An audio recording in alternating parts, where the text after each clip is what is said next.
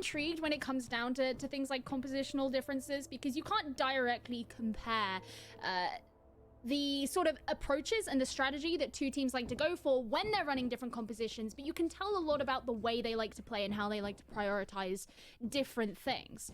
You know, especially when, for example, mentioning the duelists, if you're bringing a Reyna instead of a Raze, for example, while you're not necessarily going to be able to send out things like a bot, which directly get information, you can absolutely help support other players on your team using something like her Lear, for example, because not just you benefit from that. So I think it's very interesting to see things like that, and I'm intrigued to see how this is going to turn out. And if there's anything you know about SoaR, watched the last couple of weeks, they love to do this. Set the tone, set the pace. But it results in only a 1-for-1 exchange. So now quickly making their way over towards B is the attacking side of Basilisk.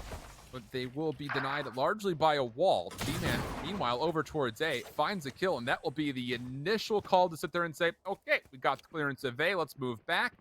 They do still have to get through Denya, though, who is sitting in a very responsible corner just to see if the rotation's coming out. Any damage is good damage. And while Bossy's also there to help out, and they turn this into a 3v3, the A site still needs to be retaken. Very clean for Basilisk to just move straight into A like that. And as you say, A site's got to be retaken by SoaR. They are all staying together. And that Sage Wall is going to deny them the opportunity, but the plant still hasn't gone down just yet. Finally been done. That's a really nice kill from Nanas onto Denya to start things off. A second one as well. Basilisk are just taking this round so far. Now Wilski going to steal away the final from Nanners, who's coming around the backside. Bossy completely trapped. So, well, a lot of maneuverability across the map from both of these teams, but all of the Sage utility being held onto from Team Basilisk, which is just enough to allow them a chance to deny some opening space and make sure that that A retake was never fully able to come through for SoaR. You know, I like the fact that SoaR did go for that really early mid presence, and you know, as a North American caster, I'm sure that's something you're not very used to seeing, is it? Well, I hear that you're watching Mega Bay. Yeah, right, exactly. But the fact is they then invested very much in their positioning on B, and it meant they weren't really quick enough to be able to deal with the rotation that was made back round to A. So they're actually going for a completely different positioning this time round, rather than focusing on mid, straight on the sides. Pair of shots from Riku, just a bit wide. A lot of utility being sent out, but this is, again, not a commitment yet for Basilisk. Now Verdi making a play forward. Bulldog in hand, finds one, plus damage onto a second. Needs to go to the reload, though, and as he does, the rest of his teammates will clean up a lot of the damage that had been dealt. Denya, stuck by SoaR, really can't do too much to contest this initial plant. So 5v3, make it a 5v2, goes the post plant. Denya pushed right into, no problem there. And Xander, can you find any kills? No, not at all. Basilisk wrapping through quickly to get over to A, finding their second round as expected, but they do it flawlessly, which is even better. I'm a big fan of the Viper wall that they used as well. I think they read into the fact that SoaR were probably going to expect them to go straight onto a site, and SoaR did, of course, have some presence over on B as well, but it meant the Basilisk just went straight in, staying very close together. They went in for the plant relatively quickly, but they knew that over sort of from hut direction at the top of the site was really going to be SoaR's main route of ingress into the site themselves to defend it. You cut that off, it made it very difficult for the defenders to be able to successfully do that, and Basilisk absolutely capitalized. A difficult round here, though. Obviously, with not a single member dropping from the previous round, they will be holding on to every weapon they were using, which means that they'll be going up against full ARs with just SMGs and a couple of pistol upgrades. So you're really looking, I think, here at the power of this Viper Sage combo. Get the Toxic Screen into a position to open up some space, get the barrier orb down, and see if we can get a plant off to work through. Defensive wall will be seen and largely deleted. Bossy up top has a little bit of a pixel to work with, and apparently that's more than enough. Nanners drops. That means that there will be no chance to divide this site by the barrier orb. And beyond that, of course, SoaR holds some significant numbers 5v4. Lear thrown in as they just want to back out slightly, but a lot of these players on the attacking side are still over by green. You can tell that they're just watching the flank because we do have nerfed watching over towards him to attack a spawn. 30 seconds Doesn't left. quite get the kill that he's looking for, and they're aware of his location. Finally brings down G-Man, and there's not much time left at this point either. Yeah. So Basilisk have got to commit to a site, go in for a plant. They have fewer than 20 seconds to go. A nice kill onto Denya, but it doesn't look like it's going to be wholly favorable for them. 10 seconds left. This all starts with losing your stage. The whole play was just trying to get to a position to where you could block off the B site, get a free plant, play for a post-plant situation. Wilski going to be overwhelmed here. Not bad for him to find a first kill. Again, this is essentially just a bonus round for Basilisk in the first place, but regardless, it just feels so terrible. As soon as you lose the ability for that barrier orb to go down, the only option is to eventually go back to A, but rotating against ARs is difficult. So this opening pick on the Nanners, largely for me, was the entirety of the round.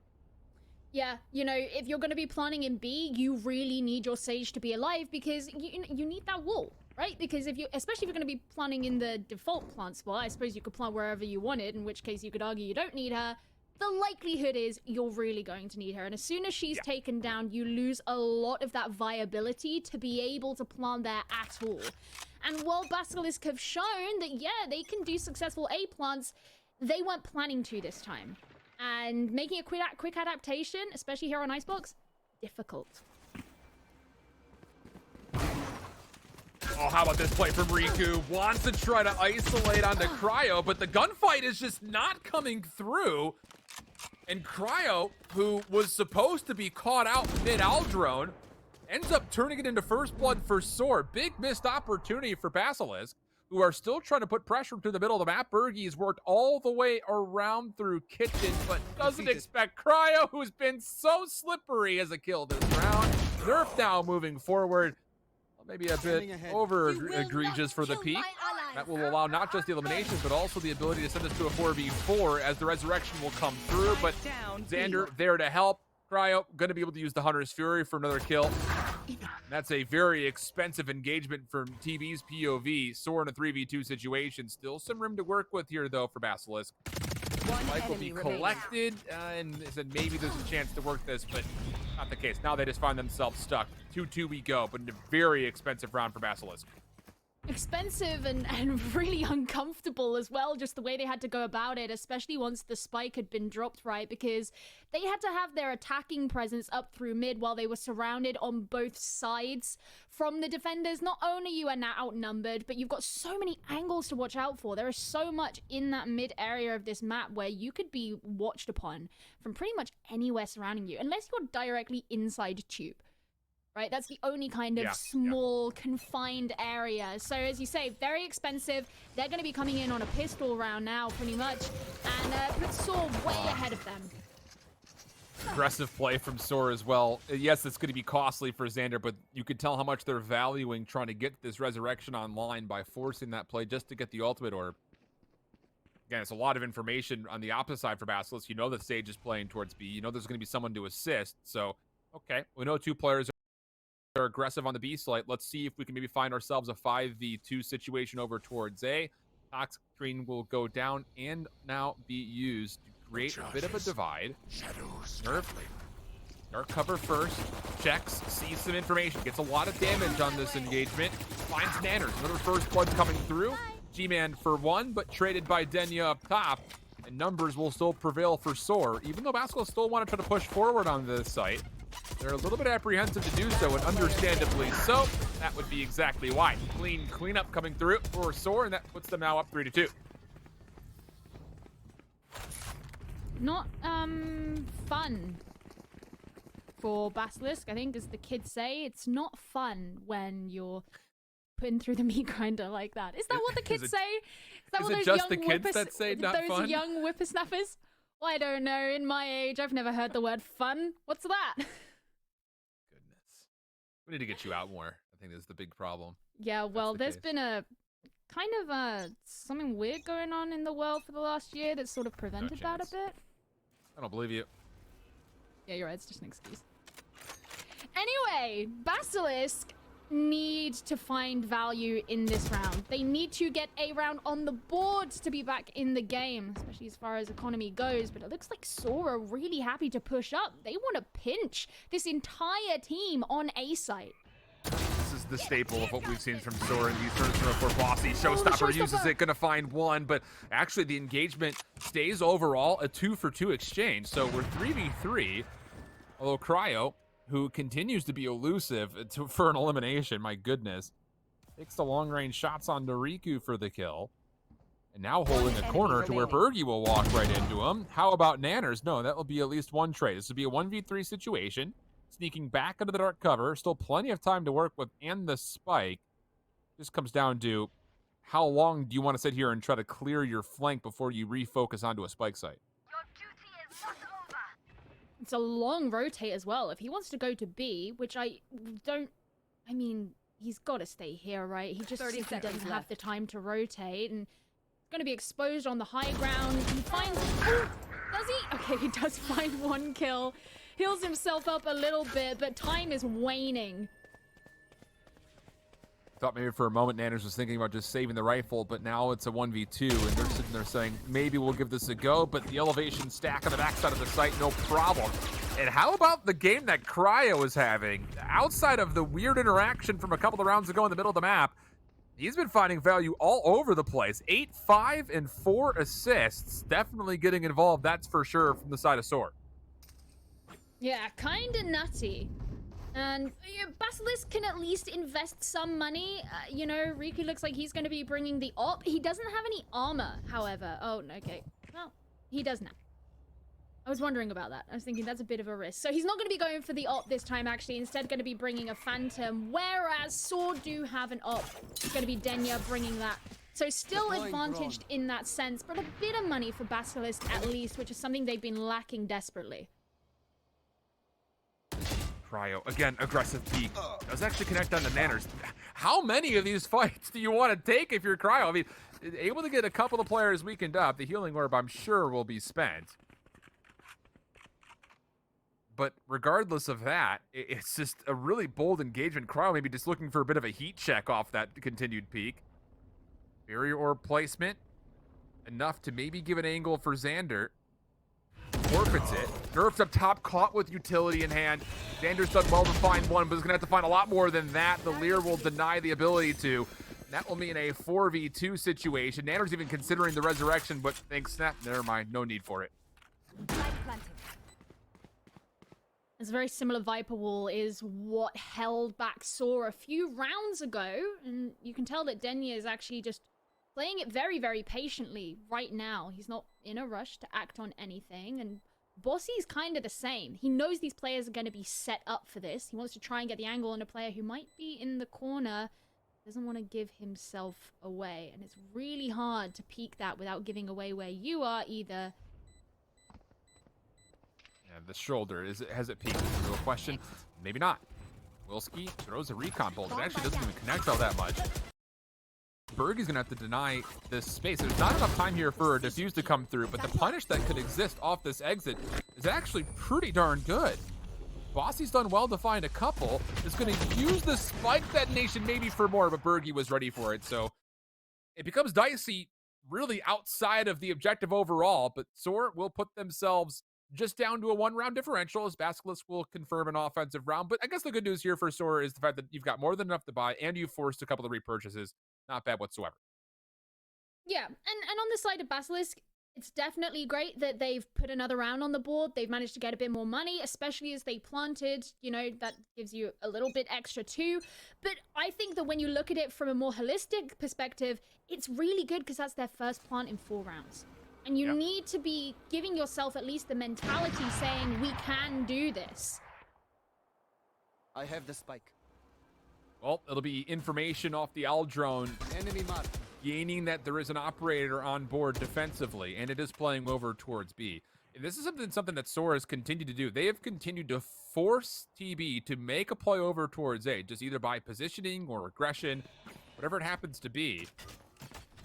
And they're successful. They do make this play come through. So now for Basilisk, what do you want to do to get in? Because you've got a lot of tools in the shed here, including a Viper's Pit, which could provide some extra space.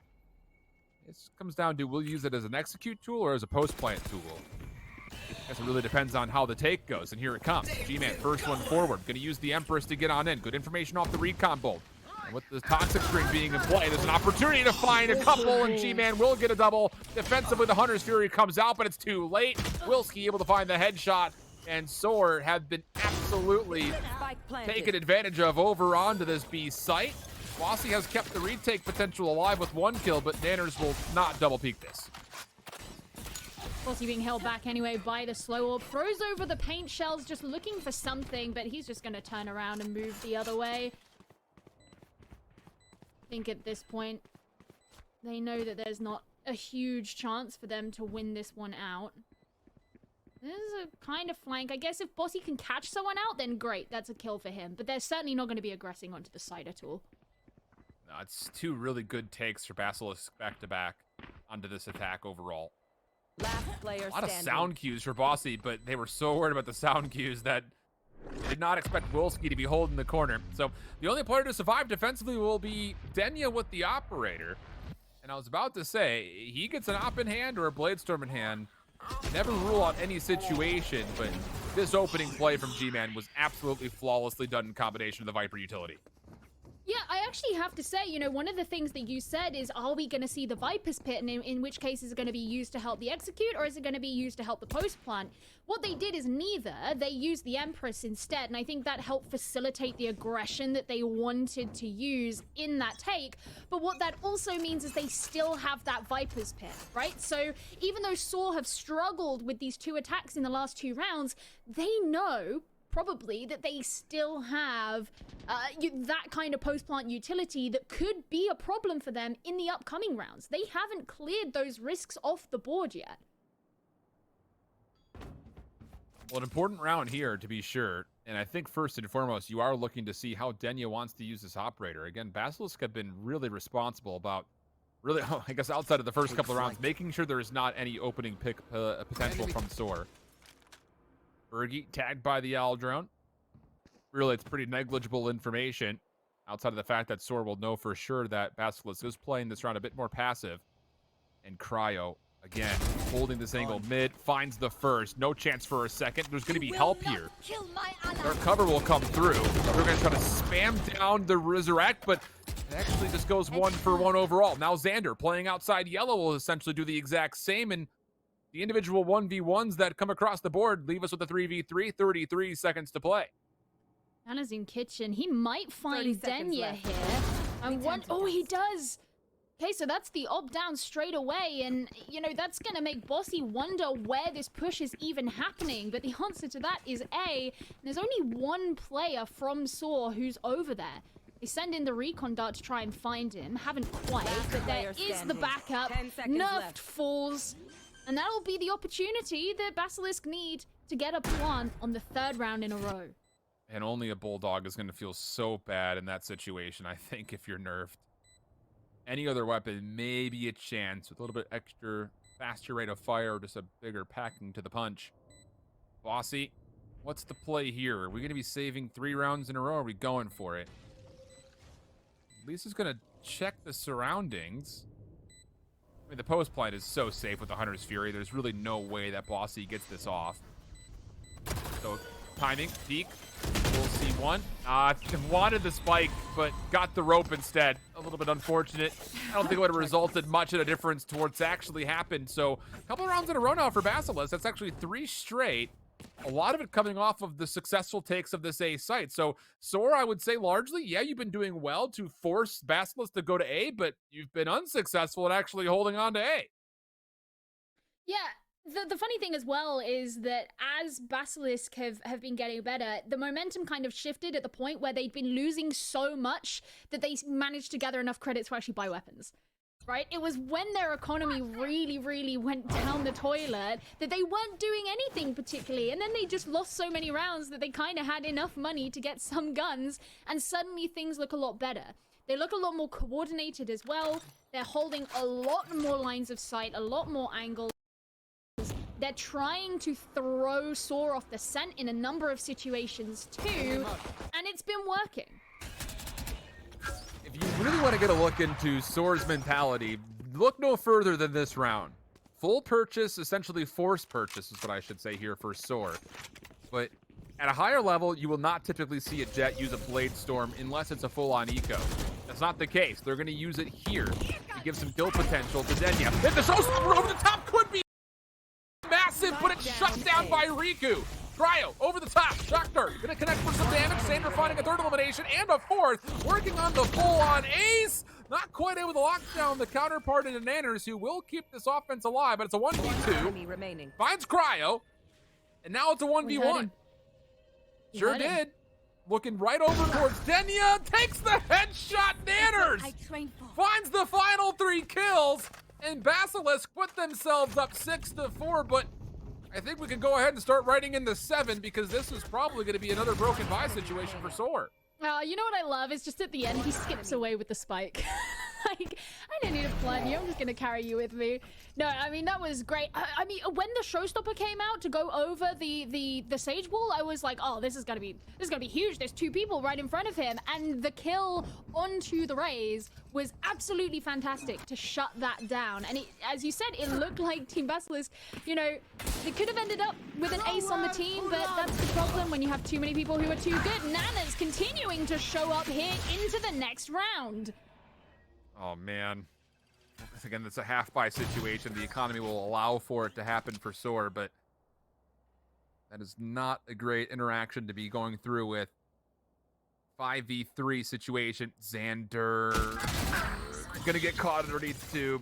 Maybe if there's a timing, there's a chance to isolate and probably split this offense up, and it would have required an incredible share of shot. Not the case. So it's going to be a 5v2 situation. SoaR, of course, will try to go for this and punish as much as humanly possible, but 7 is looking pretty likely here for Basilisk. I don't see that really changing. Nerfed could come face-to-face with G-Man here, but instead he's going to move up mid, so that's an orientation that may be missed. Oh, well, he could just walk into the barrel of Nanas. That's also an option. And that just leaves Bossy on his own, and I mean, he's not exactly carrying heavy weaponry. Okay, so there's 7-4. Best thing on the cards would obviously be a 7-5 for SoaR. They will be able to full purchase coming into this round, but you look over towards Basilisk's direction.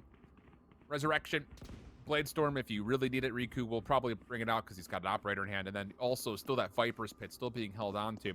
On the other side, though, at least the Resurrection is ready to go for Xander, so there will be a chance to turn this into maybe a 6v6 situation, and depending on how the kills go. But I'm just really interested to see if SoaR are going to maybe try to stack over towards A here, because simply put, there has not needed to be any focus towards B, and then the Owl Drone once again will kind of make its use through the aggressive play through mid. Denya will be free through this angle with the operator, though no one has even checked this direction yet for him. I think it's the first time that Denya's held this angle very long. You've actually got both the Jets just kind of staring at each other because Riku's on the other end of green, just kind of doing the same thing. And so far, no smokes, no cloudburst, no nothing has been expended to stop that. Denya's the one to win out the 1v1. Riku barely even had the time to react. Denya thought about it. You saw him there for a second. I was like, do I re-peek this? Well, with no tailwind, there would not have been an escape, so the trade would have been there. So now Xander required to come through and awaken over towards this B defense. And it's successful. So, okay, Basilisk will sit there and say, let's try B. Never mind, let's not. Let's just go back over. G-Man still lurking, has found a huge elimination onto Nerf. That will allow not only the information that Basilisk are free to get onto A, but beyond that, G-Man could be anywhere on this site if you're looking from the POV of Bossy. And, well, that's why he's going to hold his position, just wait for someone to challenge him. Viper's Pit coming out. Bossy going to use this as almost a smoke screen for themselves. Finds one, tries to get away, and is successful in that feat. While he does, G-Man is able to find another elimination. We go 3v3. To the high ground goes G-Man. Bossy searching, maybe for the post-plant exit on the Nanners. Not going to be allowed. Riku playing D. Shots, though, going to be good from the side of SoaR. Nanners required to come alive again, but not going to happen. SoaR able to clean things up and put this to a 5-7 half as we swap the sides. This was what they needed. They needed to get that one more round on the board to avoid the 8-4 situation. A 7-5, not ideal, but absolutely not the worst it could be. And we know what happens in this game shift.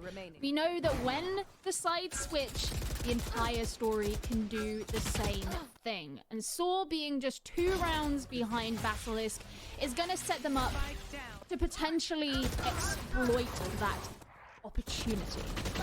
Now, I'm really interested to see how Basilisk are going to fare on their defense here. A lot of the way that they approach their attacks really came down to grouping up and staying very much together. There wasn't a lot of, flanking, lurking, going off on their own. Not really much of that. It was about being together, but being in positions where they could trade.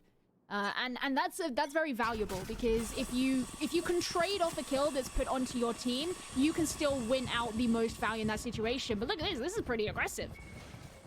There is no toxic screen down yet. Nanners is going to read this. That is a brilliant wall.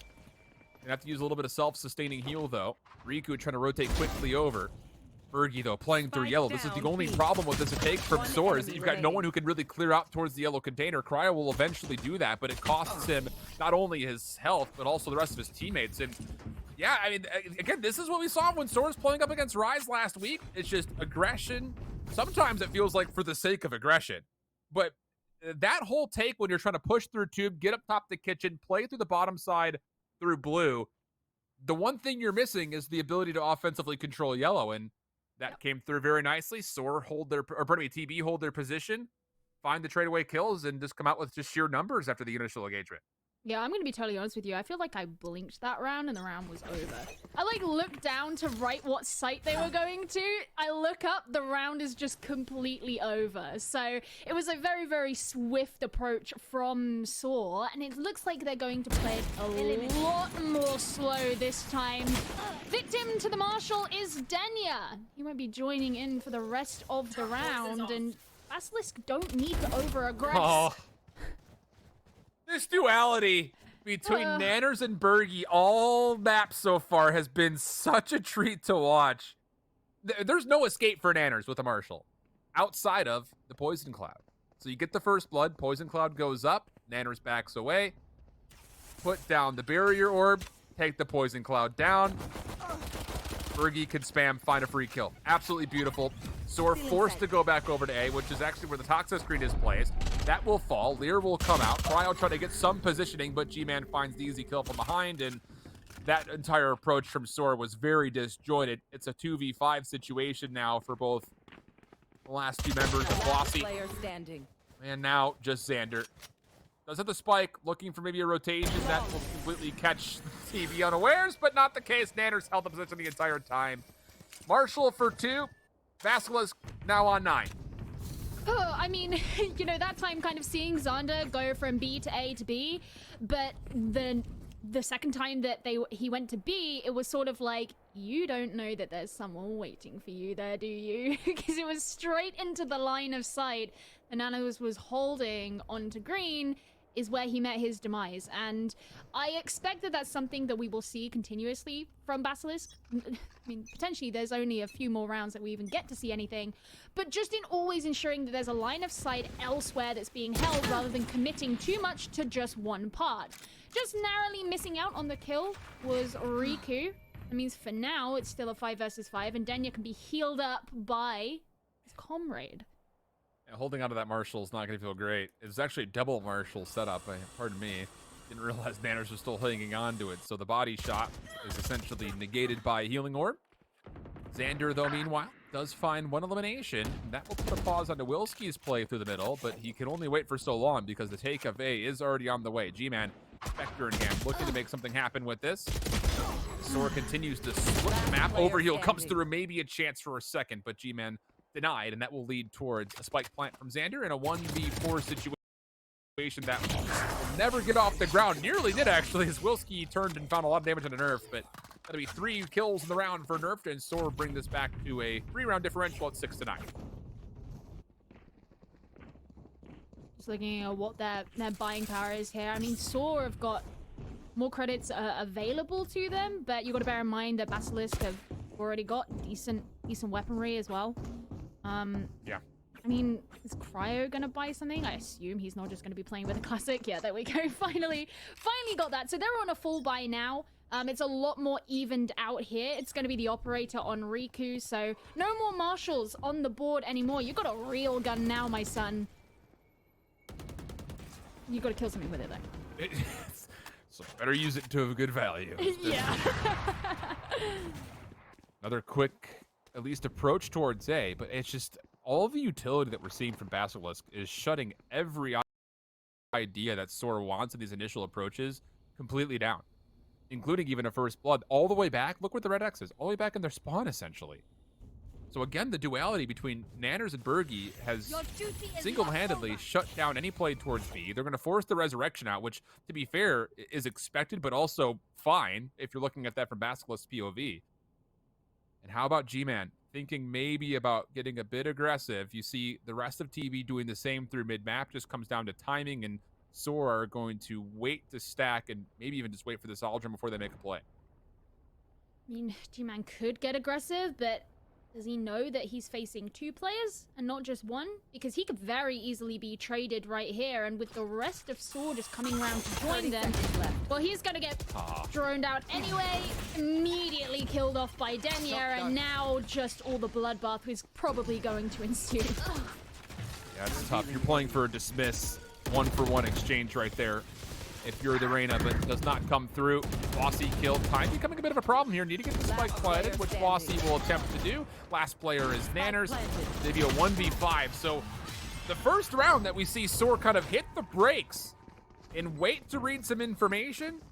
You thought maybe for a second that their patience almost didn't pay off with the first blood coming through, but the resurrection allows it to keep 5v5 in the books, and all 5 members will, I guess with an asterisk, technically survive through the round.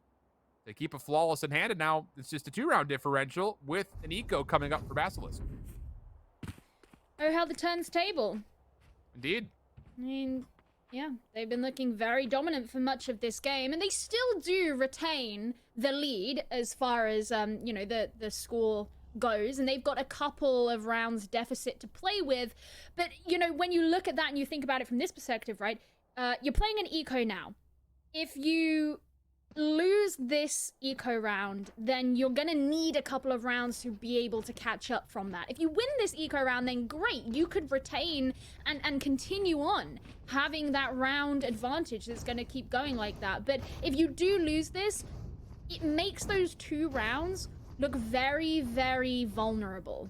Yeah. Because you have to consider where that economical disadvantage is going to be at that point. And let me tell you, the disadvantage is going to be in your hands, very much so. So momentum shifter is really what we're getting at right here. This upcoming round, we do have a attack pause to discuss. And this is map 3, by the way, quarterfinals still. And what has been about SoaR in the last couple of weeks for these tournaments, they have found map 3 more often than anything else, including the grand finals they played versus Rise. Really good series in the end, but Rise the victors, SoaR looking for a chance to add some extra points to their total tally. But the same could be said, of course, for Basilisk, who is a little bit below the standings than them right now when it comes to qualification points.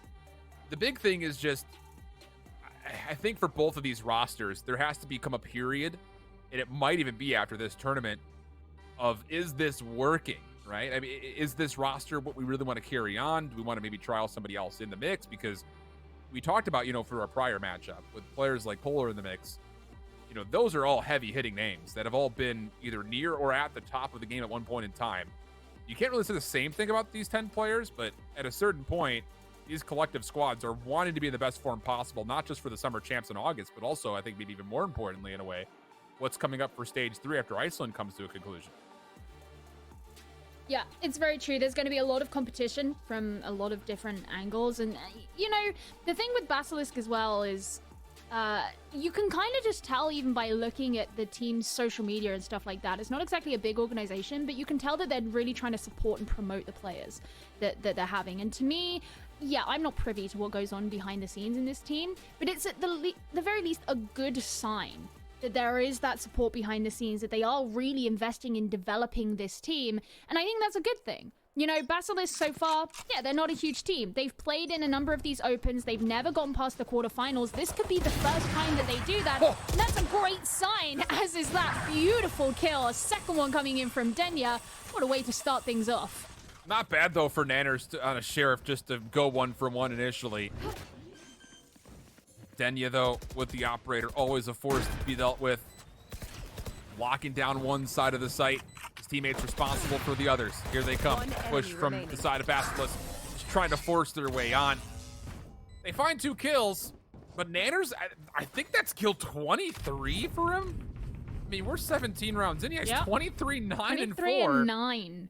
Good grief. It seems like success story for SoaR is just kill Nanners and you've got a chance to win the round. It's like a 2-point-something KD. I can't do the math in my head. 2 points. Yeah, you're right. Thank you. 5-ish? Wait, hold on. I'm not getting out my calculator, I promise. 23 divided by 9 equals 2.5. So a lot of 5. Yeah. Cryo opening Hunter's Fury will come through. More aggression in the cards for SoaR on this offense. And while they do find their way onto site, the From the Shadows is also spent to kind of really keep the play alive, largely. Wilski clearing some space, sees him over the dark cover, finds one. That was not the initial player he was shooting at, but Bossy from behind finds the trade. And Riku, if you find a pick from G-Man, there's an opportunity to really go for this. HL pushes him out, Bossy finds the kill, and now Riku's gonna have to save the op. Yeah, I was wondering the same thing. Like, he's pushing forward. He could lose it. He's just gonna get shot. There we go, straight up by Crow, so he's not gonna save the op. I was wondering that too. I think it's highly unlikely he's going to be able to get much value here. He's very, very overwhelmed in terms of who he's going against. He has no information as to the whereabouts of them. He's not going to be able to get the defusal. Don't push, dude. Keep the weapon. Yeah, I mean, especially you look at, he's going to have to now play with a judge instead of an operator where your teammates are fully purchased. So I hear they have a very similar range. Not quite, but it's just... Man, it's just now you've got Denya the freedom to play with an operator. No problem. I mean, that's a free operator picked up at the end of the round. So it might seem like a pretty negligible kill, but it actually is more important than what the kill feed would lead to suggest. So now SoaR, the Aldrin actually does not scout out Riku. Empress will be popped. Wilski tapping finds Denya. So, okay, the operator down is not that big of a deal. Riku looking to peek. Has he seen anything is the question. Waiting for utility to come over the top. Enemy kill. Judge finds one. Immediately backs away. Did not actually trade that out for an AR, by the way, but we still have a 4v3 situation nonetheless for Team Basilisk. I suspect he just didn't want to run the risk because he's playing the corners and doesn't entirely know who could be behind him. You know, the fact that he got the kill, it went untraded, I think that's good anyway. Now the Owl drone's coming out, and Bossy's just trying to avoid it. He doesn't quite land the kill he wanted to. Out goes the showstopper, also doesn't find a kill. But it's a lot of damage. Both these players are on critical HP. So there is a doable 2v4 in their hands. Bossy trying to zone out the retake. Not going to get the better of Riku. Now it's just down to Xander. Recon Bolt reveals him. Finds the head of one. Slow Orb is going to be... Oh, boy. Absolutely terrible to play through. Bergie holding down the Odin. Good help as well in the mix. And Basilisk will put themselves back on top now, up 10-9. Yeah, and the fact that they could actually get that in before SoaR overtook them, in my opinion, is quite big. Yep. They needed to get themselves back in the game. They needed to get some money in their pockets. They needed to be able to try and get some weaponry. You know, as you mentioned, Bergie, he's got the Odin. We've got a number of rifles in their hand there, as well as, you know, completely armored up, whatever. So they have decent weaponry now. They're still holding the advantage. And also, the mental effect should be quite palpable too. I am the hunter. Hunter's Fury coming out aggressively for Basilisk on the defense. Connects onto one of the 3 shots, but can't follow up with a kill. Shock start. Also just a bit wide. Gonna use the second one just in case. And this is, again, some of those mind games that we've seen from SoaR try to play aggressive, forcing out almost all the utility from the side of Wilski. So now Cryo's going to do some clearing of his own, using the Aldrin to make sure nobody's hiding underneath green. And SoaR will make their initial approach over towards B. There is the defensive toxic screen down. That's just in front of the default plant position. So if you're going to commit, you better commit fully. Barrier orb will be placed. Berkey denies it, and that will also, with it, also deny the plant itself. And SoaR will back up and give some respect to the fact that Basilisk is here with numbers. Yeah, I mean, basically playing that position where you got an Odin in hand, you're just a human turret. And you can completely deny anything that's going on in your line of sight. That's what happens, and you can see by the way that SoaR are playing now, they're a little bit more trepidatious. Bossy getting caught in the slow obviously tries to get a kill, but instead he gets a death. A nice shot from Denya, but still no closer to putting down that spike. There are 20 seconds left. It's just the problem not having this barrier orb. Denya's going to have to find a couple of kills, and well, he does find a second. Riku trying to keep things interesting, finds only one. Nanners trying to spam the default spot again. There's nothing to block this. Takes the kill away. Enemy remaining. Now even through the wall finds another. Just comes down to one. It's Cryo looking for timing of the kills, but the clock will expire before he can find both. And Basilisk defensively will hold, and honestly, as weird as it is to say, credit to Berkey for denying the barrier before it could fortify. Yeah, no, I completely agree. I mean, again, we bring up the fact that he was playing with the Odin, right? So you're dealing a significant amount of damage through it. It took about 0.00003 seconds for him to be able to destroy the barrier before it fortified.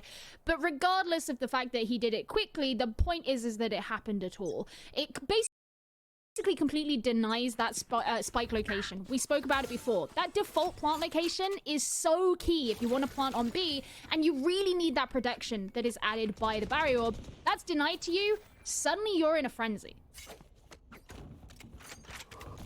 So SoaR can purchase for this round, but it's a must-win. You lose this one, you're going to be on force buy in a 9-12 situation. So must-win round here for SoaR. Defensively, Basilisk do have the ability of using a Viper's Pit if they so choose, but have held off on that, at least for now. The smokes will be played offensively over towards B, but outside of them being placed, it really doesn't really do too much to really anybody. So SoaR taking their time once more, and you're just waiting to see what exactly will be the informational cue for them to actually execute and make a call to go. A lot of patience right now. And I think that's the right way to go about it. Sander getting ready with the barrier orb. That's gonna help them push, but Bossy gets that first kill onto Nanners. 30 seconds Nurture could be about to get a kill as well. He does. Birdie just spamming has found two. Even trying to go for the right click off the classic. Not going to connect. Riku responding. And Denya right there with them. So the kills will be there in the end for SoaR. The patience pays off, and the must-win round does come through. So 10-11 we go. And economically for Basilisk, they will actually be pretty much forced to save. Could be a light buy, maybe, but I have to imagine that very regularly you'll see them just saving the situation. Just hopefully they can play off Riku with the Blade Storm. It looks like that's the way it's going to go.